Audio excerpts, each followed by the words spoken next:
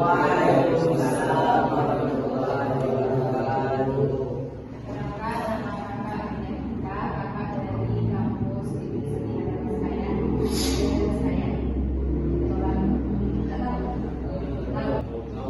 Ini akan menjelaskan tentang bimbingan konseling atau BK. Itu udah ada guru BK atau belum? Kan kalau di SMP, TS, SMK, SMA itu kan ada BK, BK tentang materi BK yang aspeknya disiplin. Ada yang tahu artinya tidak? Tidak. BK tidak. BK itu kayak bimbingan dari guru ke murid-muridnya dan siswa-siswanya. Misalnya ada masalah lagi, masalah di lingkungan, masalah potensi diri, atau masalah tidak sesuai dengan kawan, bisa diurus ke BK. Misalnya tidak nyaman dengan kawan yang betul, bagaimana cari solusinya sama guru BK. Langsung ke disiplin. Dimana disiplin adalah salah satu aspek fundamental dalam pembentukan karakter peserta didik di lingkungan sekolah. Itu termasuk dalam konteks bimbingan konseling.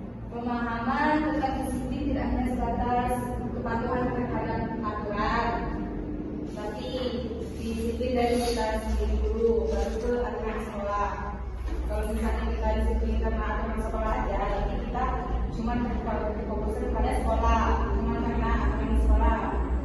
Disiplin itu bisa dari kita sendiri dulu, misalnya disiplin waktu tidur, disiplin waktu jam berapa, disiplin waktu kayak maksudnya jam berapa sih? Misalnya jam 8, disiplin mulai dari waktu. Ini yang dijelaskan sama kakak tadi, disiplin waktu itu. Misalnya datang jam 8, harus datang jam 8 atau sebelum jam 8 sudah datang.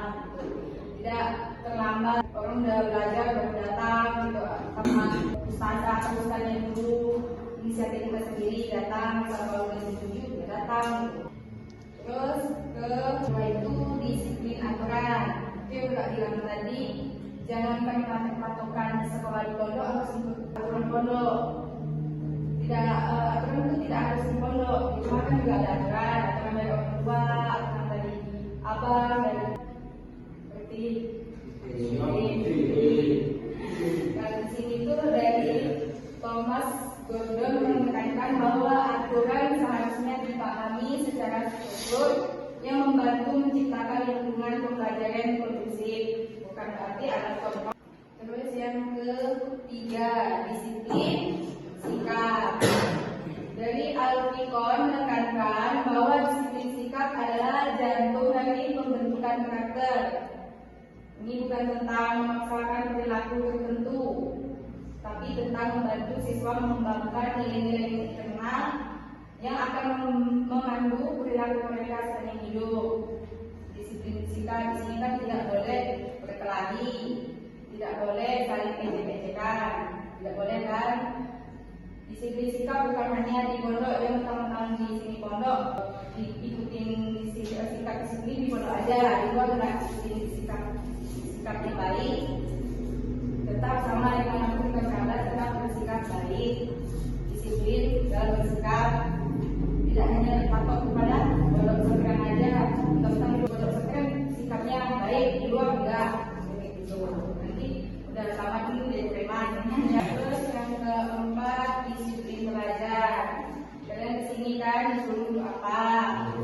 Belajar kan? Kalian disuruh kesini kan?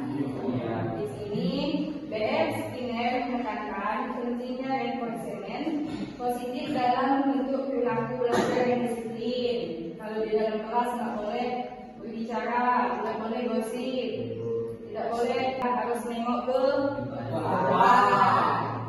Sedangkan kita nengok ke depan aja kadang nggak masuk kan, tidak lagi nggak memperlihatkan bahasa. Satunya tantangan terbesar dalam implementasi disiplin itu adalah perbedaan pemahaman tentang disiplin di antara berbagai pihak. Kadang ada beberapa guru itu berbeda pemahamannya. ini lain, disiplin ini lain. Kita setiap manusia kan berbeda-beda, itu berbeda cara berpikirnya. Disiplin menurut orang tua berbeda sama disiplin menurut yang ada di pondok. Mungkin di pondok lebih ketat, di rumah lebih biasa, suka kalian aja, suka kalian aja. Kalau di pondok tentu kalian ikuti aturan yang di pondok. Terus evaluasi, udah tahu apa itu evaluasi. Kalau yang di pondok ini yang diajarkan cuma ngaji itu aja. Misalnya di perkuliahan pasti ada yang kuliah kan, kemudian negara itu kan pasti ada yang kuliah.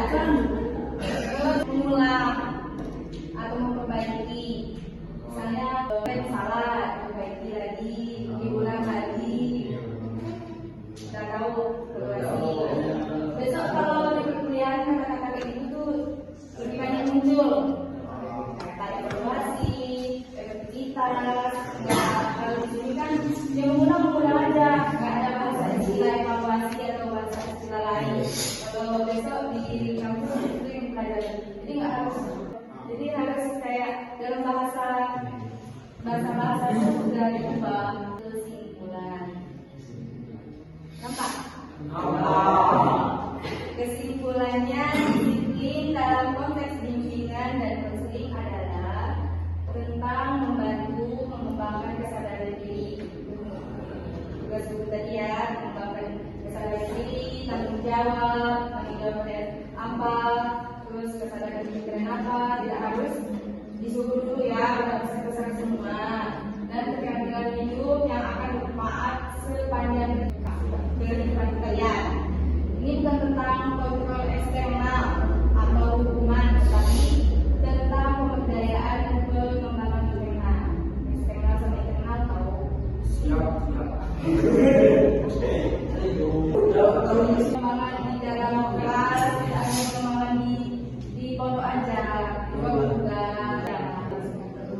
Jadi nggak ada kepatuhan pesantren aja, juga. Kita bahas kan. Kalau ada